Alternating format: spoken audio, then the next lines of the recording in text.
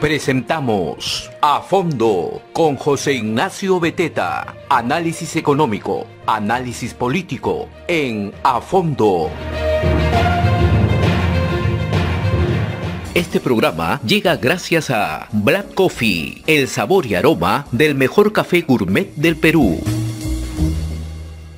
Buenos días, ¿cómo están? Soy José Ignacio Beteta, conductor de A Fondo, director de la Asociación de Contribuyentes del Perú, llevando a cabo este programa siempre gracias a la red de comunicación regional, llegando a nivel nacional, amigos y amigas de todas las regiones del Perú, para analizar el contexto, la coyuntura política y económica. El día de ayer, el ministro de Salud dio una conferencia de prensa. El ministro de Salud, en esta conferencia de prensa, dijo, ¿no?, que estábamos en medio, ya empezando oficialmente, la tercera ola del COVID. Y de este programa tenemos que ser muy responsables con respecto a este tema. Y en base a la responsabilidad que tenemos, vamos a decir que lo que dijo el ministro de Salud no es comprobado, no tiene la evidencia ni los datos, y por lo tanto, no sabemos si es cierto. Evidentemente, han aumentado los casos de COVID por las fiestas, era notorio que iba a pasar. En segundo lugar, porque va creciendo la variante Omicron, esta variante que es más contagiosa, pero menos letal, menos fuerte, menos grave. Entonces, claro, hay más casos. Pero esto no significa que estemos en medio de una tercera ola. Lo que llama la atención es que la conferencia de prensa, en donde no se dijo nada nuevo, fue realizada el mismo día en que salió la noticia más importante del día, la noticia más importante de la semana. ¿Cuál es la noticia más importante de la semana? Que la Fiscalía le ha abierto oficialmente un proceso al señor Pedro Castillo. El señor Pedro Castillo es oficialmente un investigado de manera preliminar por la Fiscalía de la Nación. ¿Y por qué?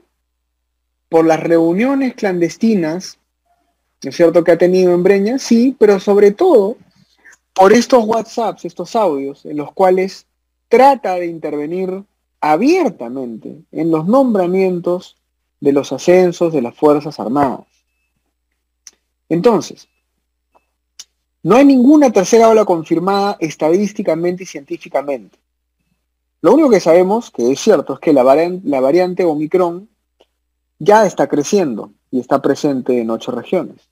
El señor Hernando Ceballos no ha dado ningún dato nuevo que vaya a ser alarmante.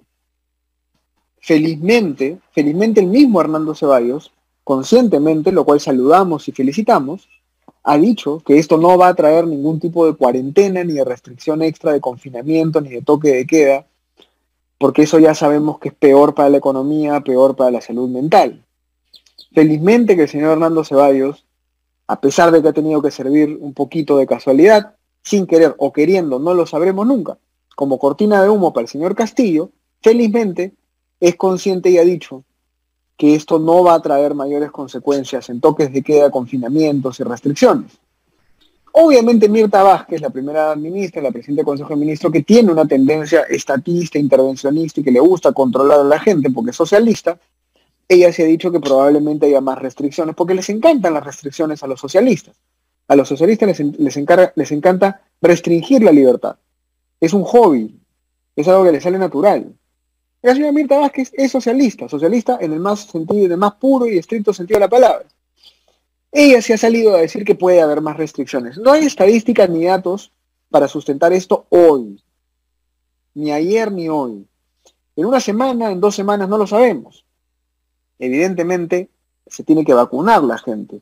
La mayoría de gente en las UCIs, en las unidades de cuidados intensivos, son personas no vacunadas. Hay que vacunarse, gente. Hay que vacunarse. ¿No? Esto no es una broma.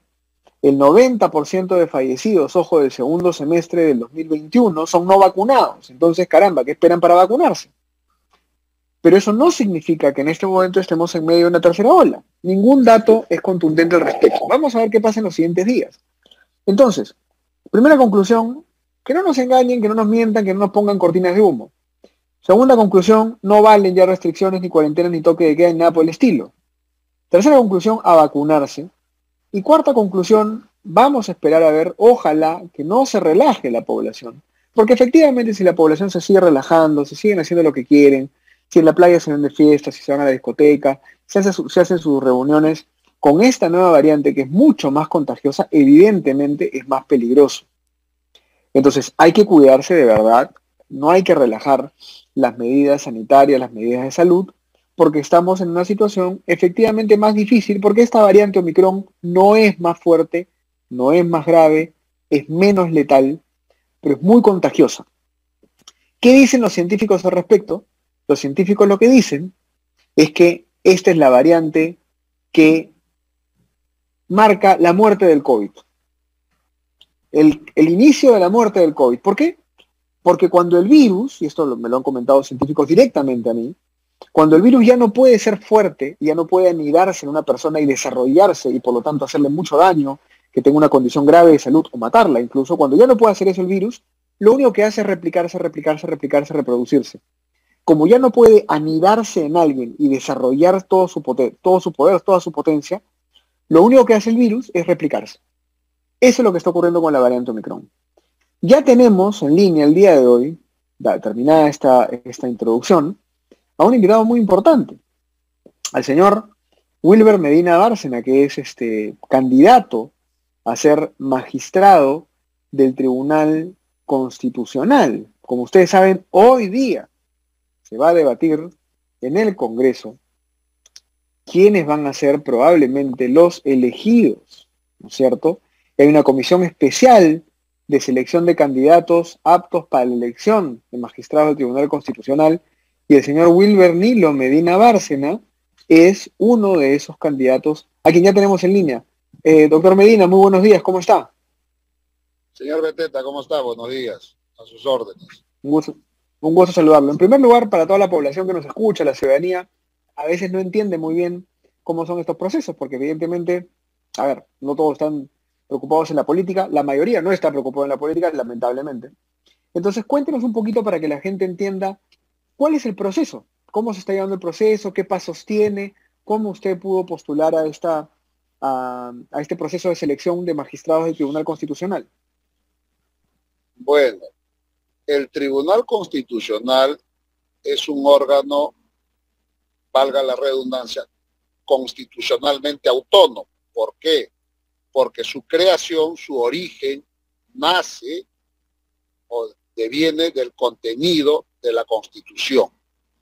Entonces, ¿qué establece la Constitución? Que existe un tribunal, antes se llamaba Tribunal de Garantías Constitucionales, hoy se llama simplemente Tribunal Constitucional.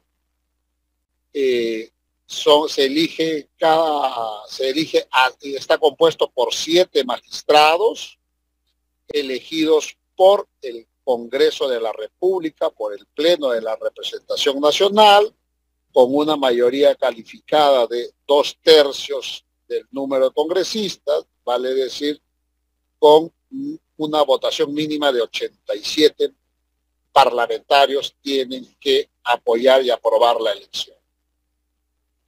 Y esto se hace cada 5 años, porque el mandato es por 5 años. Eso es lo que dice la Constitución. Sin embargo, tenemos magistrados el día de hoy que ya superaron ese tiempo en el cargo. Ya llevan 7 años y medio aproximadamente. Y se está intentando renovar a 6 magistrados desde el año 2019. Sin embargo, como todos saben, el año 2019, el 30 de septiembre, el Congreso de ese entonces, luego de realizar el proceso de selección, quedaron 9 candidatos finalistas. De esos 9 candidatos se tenía que elegir a 6. El 30 de septiembre del 2019 se programó al Pleno a las 9 de la mañana y el señor Vizcarra, el día domingo 29 de septiembre, o sea, en la víspera, anuncia en un programa de televisión que a él no le gustaba el perfil de los candidatos y que tenía que cambiarse las reglas para la elección. Fíjese, en pleno proceso de selección, el señor Vizcarra, como se creía un rey o un virrey, dijo que no le gustaban esos candidatos y tampoco el procedimiento que se ha seguido, a pesar que la Constitución lo establece así, y amenazó en la noche en un canal favorito, el Cuarto Poder, dijo que si el día de mañana, se refería por el 30, el Congreso elegía, él iba a disolver el Congreso. ¿Qué ocurrió? Llegó las 9 de la mañana, el Congreso llamó lista a sus parlamentarios, instala el pleno, y en ese momento el señor Vizcarra envía a su abláteres, este señor Salvador del Solar. Él sale de Palacio de Gobierno con un folder en la mano, que era un proyecto de ley de reforma para modificar el reglamento de elección. Se apersona al Palacio Legislativo en plena sesión, quiere ingresar por la fuerza, ayudado por impresentable Gino Costa, ingresa a trompicones y pide intervenir. El señor Olaechea le da por breve término la intervención. Él agarra, hace una cuestión de confianza, la elección de los magistrados del Tribunal Constitucional, y que se tiene que aprobar su reglamento que ellos estaban proponiendo. Como eso no ocurrió, el Congreso realizó la votación del señor, ¿cómo se llama este señor que estuvo conmigo? Gonzalo Ortiz de Ceballos. Obtuvo la votación correspondiente, obtuvo 88 votos, uno más de lo necesario, y el señor Vizcarra no le gustó. A las 4 de la tarde, por conferencia de prensa, disolvió el Congreso bajo el argumento de que en los hechos el Congreso de la República le había negado la confianza.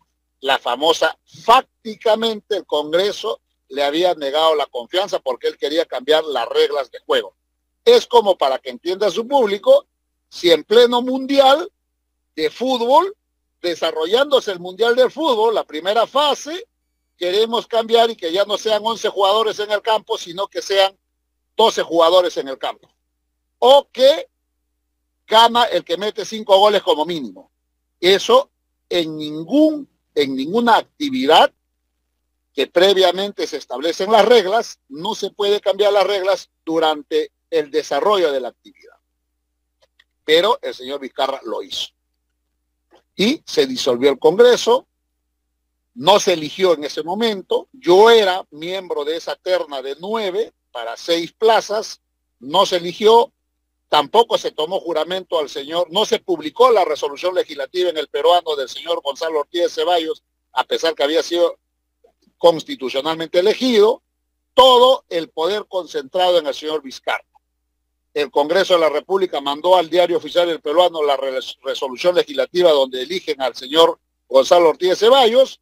El Congreso, el peruano, controlado por el señor Vizcarra, se negó a la publicación. Y por lo tanto no se le tomó juramento bajo el alegato de que esa resolución legislativa, para que cause eficacia, tiene que estar publicada en el peruano, lo cual no fue posible. Bueno, entonces esto es más o menos el recuento que le acabo de hacer. Ahora, yo le quiero explicar a su público lo siguiente. ¿Qué dice la Constitución? ¿Cuáles los requisitos para ser miembros del Tribunal Constitucional? Edad mínima, dice la Constitución, 45 años. No exige edad máxima. Luego dice persona con solvencia académica. Y la solvencia académica, dice la Constitución también, los requisitos es que haber ejercido la cátedra universitaria durante un tiempo mayor a 15 años. ¿De acuerdo? O ser abogado en ejercicio de trayectoria impecable mayor a 15 años. Ser peruano de nacimiento, básicamente esos son los requisitos. Y tener conducta intachable y democrática. Esos son los requisitos. Sin embargo, el señor Vizcarra, como de los 9 que quedábamos el 2019, no les gustaba el perfil de ninguno, quiso cambiar la regla de juego. Y en efecto, se produjo el golpe, vino el Congreso de periodo corto de complemento, y han hecho una reforma. O sea, han impuesto un procedimiento para elegir al Tribunal Constitucional y han creado un esperpento que se llama proceso de selección de méritos para ser magistrado del Tribunal Constitucional. Han establecido ciertas reglas, como por ejemplo, presentar el currículo, luego ser sometidos a una entrevista personal por una comisión, luego revisar sus trayectorias, y etcétera, etcétera, ser sometidos a una declaración jurada de intereses, declaración jurada de ingresos de bienes y rentas, y exigen doctorados, exigen maestrías, títulos, publicaciones en revistas nacionales acreditadas o internacionales, etcétera, etcétera, etcétera. Cosa que no pide la Constitución del 93, con la que se ha elegido cinco colegiados del Tribunal Constitucional, incluido el que está ahora mismo, que es que son los señores pues Miranda, la señora Ledesma, el señor Espinosa, Sardón, Blume y el fallecido Ramos. Correcto. Entonces, miren lo que han creado. Han creado que las personas no despierten interés en la comunidad jurídica para presentarse a ser miembros del tribunal, porque se considera que inmediatamente son objetos de maltrato por parte de la prensa y adicionalmente por parte de los que ideológicamente piensan diferente. Entonces, han mezclado con este reglamento, que es un esperpento, digo yo, han mezclado un proceso, un concurso de méritos con una elección política. Y le voy a explicar por qué y le voy a poner un ejemplo. Como fracasó la elección el 2019, se hizo un reglamento, se aprobó y se convocó con el Congreso complementario. Ese Congreso complementario llevó un procedimiento, creó una comisión, la comisión seleccionó a una terna como de 25 personas y esas 25 personas se estableció un cuadro de mérito. Fíjense, señor Beteta, en ese cuadro de mérito que también se frustró en la primera semana de julio de este año, sale un cuadro de mérito. ¿Quién ocupó el primer lugar en el cuadro de mérito? El señor Fernando Calle Jayén. Obtuvo 92 puntos. Bueno, y así los otros 90, 85 y así menos. Cuando se va a la elección, que me parece que fue el 5 de julio, por ahí, o el 7 de julio de este año, del año pasado, 2021, lo someten al Pleno para que usted vea el fracaso de ese reglamento. Y el fracaso y lo incongruente que puede ser mezclar un concurso de mérito con una elección política. ¿Cuántos votos obtuvo el primer puesto? Que era el señor Fernando Calle. 80 votos en contra, 6 votos a favor y 2 abstenciones. Lo que quiere decir que es imposible mezclar un concurso de méritos con una elección eminentemente política. Ahora, le voy a explicar por qué la elección del Tribunal Constitucional es eminentemente política, porque lo establece la Constitución. Entonces, ¿qué dice la Constitución? Hay que convocar a las mejores personalidades, sus cualidades académicas y personales.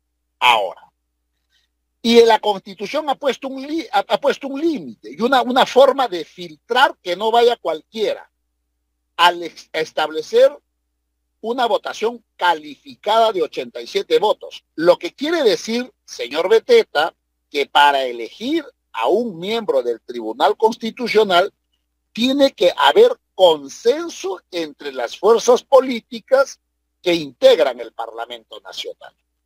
Lo que desde ya nos asegura que quien va a ser elegido no sea elegido pues una persona que reúne los requisitos académicos, morales, democráticos, etcétera.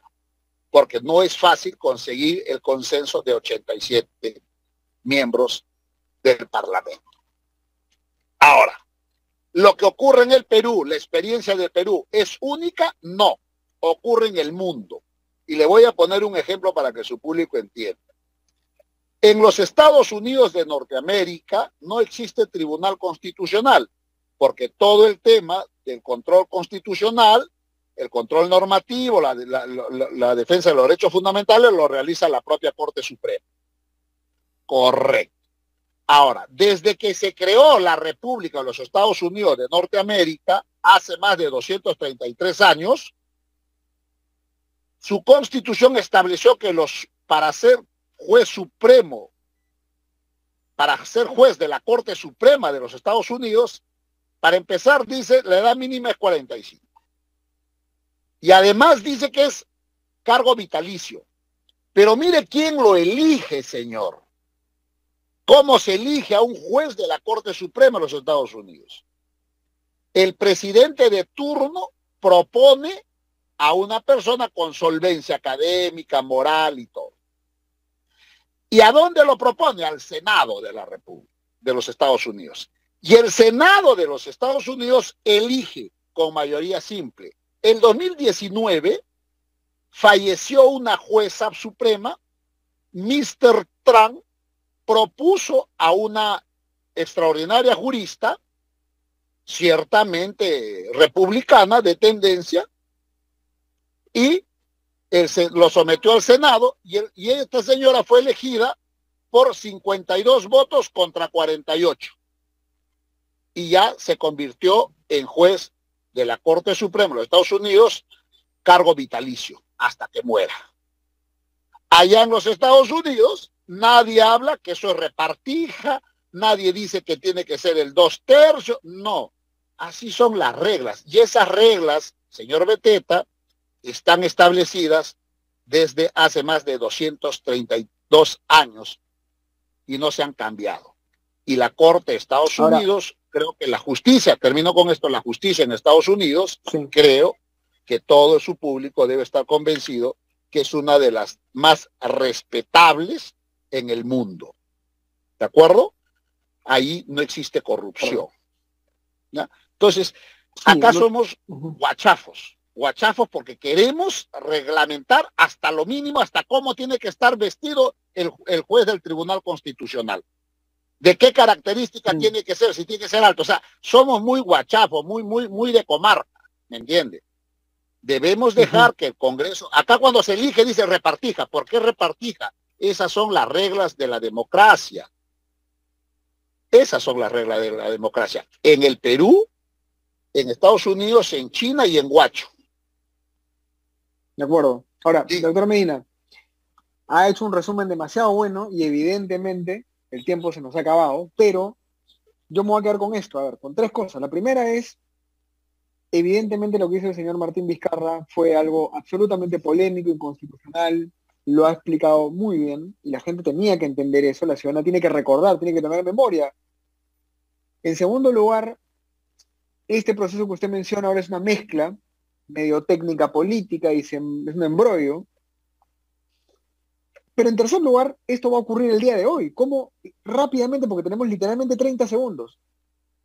¿Cómo espera usted que, no, que se dé el proceso? No, hay un error, señor Beteta. El proceso se inició el 25 de octubre y va a terminar el 21 de marzo. Estamos en pleno proceso. Primero ha sido la presentación de carpetas, revisión de requisitos formales, luego tachas, ya se superaron las tachas. Ahora, hoy día lo que empieza es acceder a la Contraloría de la República para que la Contraloría escudriñe todo el patrimonio de los candidatos. Eso es. Estamos en esa etapa que más o menos va a durar hasta el 18, creo que de enero. Luego de ahí viene la revisión de los del currículo. Van a tener nota. Luego de ahí, y se exige determinada cantidad de notas, este proceso va a terminar, la lista final va a salir el 21 o el 22 de marzo. La comisión va a presentar una lista de 71, de repente serán un poco menos, obviamente, no creo que se mantenga los 71, serán, no sé, pues, imagínense que sea la mitad. Esa mitad va a ser sometida al Pleno, en un orden de mérito, para la votación del Pleno. Y si de los, vamos a imaginar que queden 30, y lo someten al Pleno, y el Pleno, ninguno de los, en el orden que vayan, alcanza los 87, no hay elección. Eso es. Buenísimo. Buenísimo, me parece muy bien, excelente. Entonces el proceso continúa. Hoy día Así es un hito. Estamos en pleno proceso. La revisión. Así es. Y vamos a ver cómo culmina todo esto, pero ha sido muy importante conversar con usted, doctor Medina, porque en verdad que nos ha dejado muy claro todos los temas, muy bien explicado. Y seguramente en el camino lo vamos a invitar de nuevo para que nos siga contando cómo va justamente este proceso. Muchas gracias, que le vaya muy bien. A usted. Hasta luego, señor. Hasta luego. Y por nuestra parte se nos acabó el tiempo. Ha sido Wilber Medina Bárcena, candidato al Tribunal Constitucional, que nos ha explicado qué pasó en el 2019, qué está pasando ahora y cómo continúa el proceso de selección de magistrado del Tribunal Constitucional. Algo muy importante para el país, porque el Tribunal Constitucional es la entidad que interpreta la Constitución y tiene la última palabra sobre la Constitución cuando los poderes del Estado o la ciudadanía tienen alguna duda, alguna polémica, algún conflicto con respecto a lo que dice la Constitución de la República. Muchas gracias, nos vemos el día de mañana en A Fondo. Que les vaya muy bien. Hemos presentado A Fondo con José Ignacio Beteta.